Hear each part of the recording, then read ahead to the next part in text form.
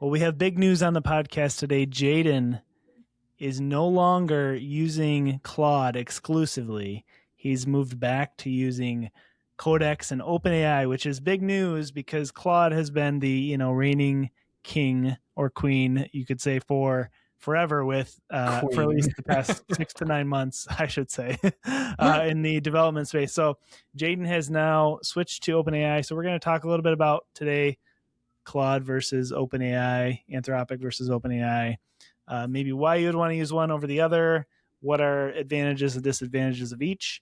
So Jaden, why don't you take it away? Tell us what's been going on with you and OpenAI. So you know that I talk on the school community that Jamie and I do about Claude a lot and vibe coding everything with Claude. At this point, I feel like the two products have become similar enough, and I actually think OpenAI is a little bit better. I'll show you some examples of why I think OpenAI is a little bit better. But if you want to get some of the insider scoops of like the literal tools I'm building, how much money I'm making from them, how much money I'm spending on promotion, how I'm growing and scaling my business with AI tools, we'd love to have you in the AI Hustle School community. For this week, or for this month only, it is free to join. We'll probably make it paid again in the future. It was $20 to $50 a month before that, depending on the promo that we were running. But it's free to join this month only. If you've ever wanted to, would love to have you. You get access to 5 videos for free, a weekly live stream every single week for free, and you get access to a community of over 500 members that are in there. So go join the school community. You can still get the full library if you want for $19 a month, but you get a ton of freebies, and it's linked in the description. Okay, so what I'm loving about ChatGPT right now is, and about OpenAI right now is, I think the quality of the output that they're giving you is better. I got sick of my Fable 5 credits. So I have 2 Claude Max subscriptions right now, spending $400 a month for both of them. And the reason why I do that instead of, I know a lot of people are like, well, why do you have 2 accounts? Why don't you just have 1 account and buy like API credits? Because that's what they try to push you to do.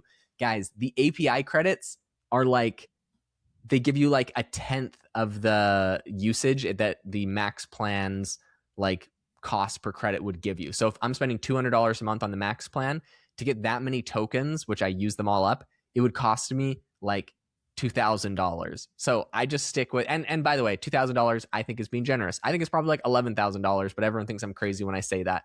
And they make it kind of hard to see exactly how much usage you get. But either way, I have 2 accounts. I fully max them out. I'm using Fable 5 and like getting a bunch of stuff done, building a bunch of tools and software and apps and Facebook ad campaigns, and like running like a company of 20 people with like 5. So it's pretty amazing what you can do with it. The reason I've switched back over to Codex is 2 reasons.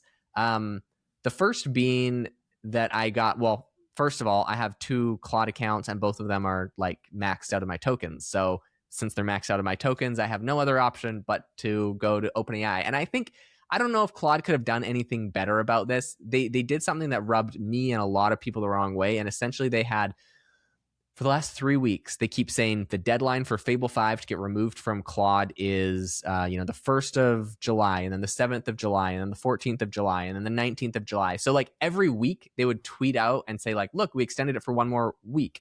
The problem was, in anticipation every single week of it getting cut off, I would go and use up all of my Fable credits for the entire week or the entire month, however many I could use. I would use them to the deadline. And then when the deadline came, it was like, oh, just kidding. You get it for another week. But now I have no more Fable 5 usage unless I go pay their API. So I got sick of like, I don't know, them. I just feel like not treating people like responsible adults, because I have these 2 completely maxed out accounts that I can't even use anymore. So anyways, that is probably the one reason that I'm the most salty. I had a post on LinkedIn where I actually responded to Claude on Twitter. They said, we're extending Claude Fable 5 access on all paid plans, as well as keeping Claude Code weekly rate limits 50% higher through July 19th. And I said, except I already used all my tokens in anticipation of the deadline, so I have no more credits left. Thanks for nothing.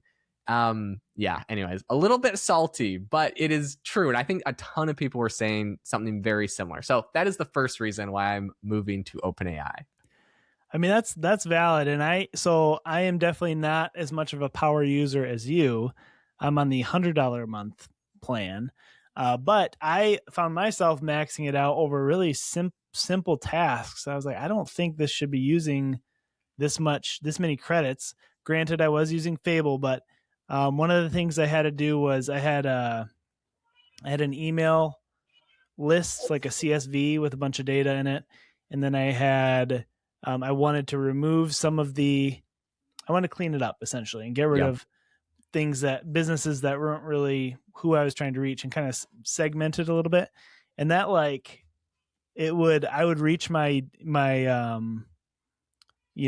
daily usage within like 20 minutes, and it would just keep like rolling and working really slow. And so I was really disappointed with the speed, but also the amount of credits used. And I think a lot of people are in the same boat. But my question for you is, okay, so you're going to start using Codex.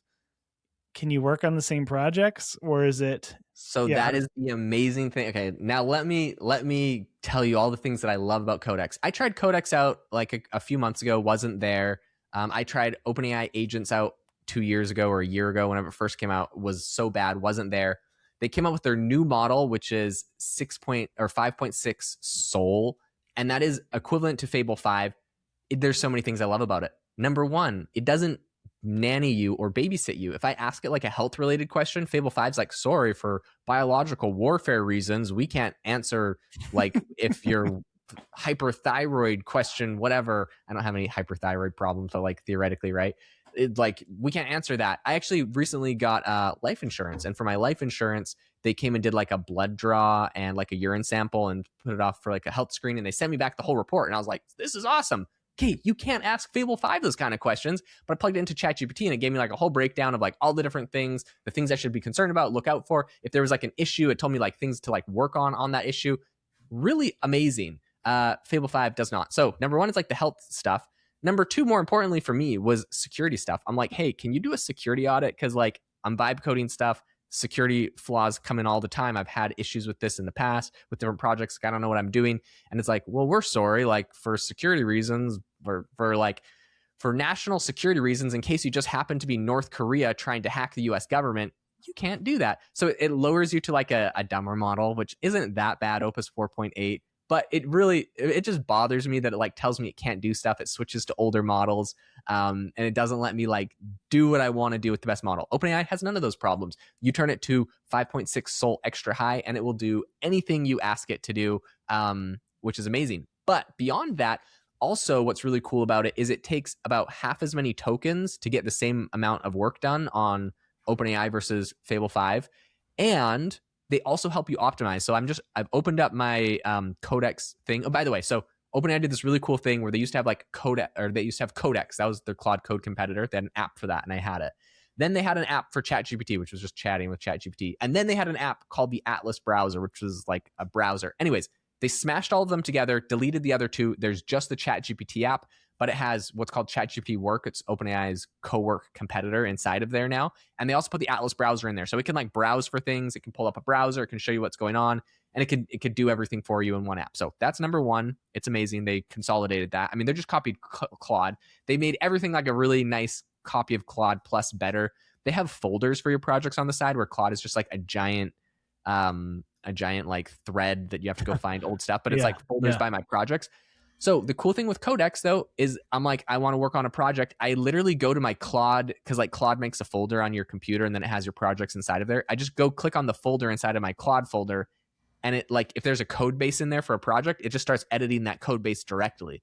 And I changed the folder from being called the Claude folder to just AI projects, because I'm like, sorry, Claude, you're not the one running my computer anymore. And so I can point OpenAI and Claude both at the same folder, and they both can edit the same stuff. So I can interchange them back and forth. If I run out of credits on one, I switch to the other. It goes back and forth, and the same folder is being updated, and they're not. Yeah, that's a great point. If you're coding on a folder on your computer, why can't both of them access it? And you have to interact with it yourself. If you're putting like API keys in and stuff, you have to put them in the envelope or .env, whatever it is. But yeah, that's a great point.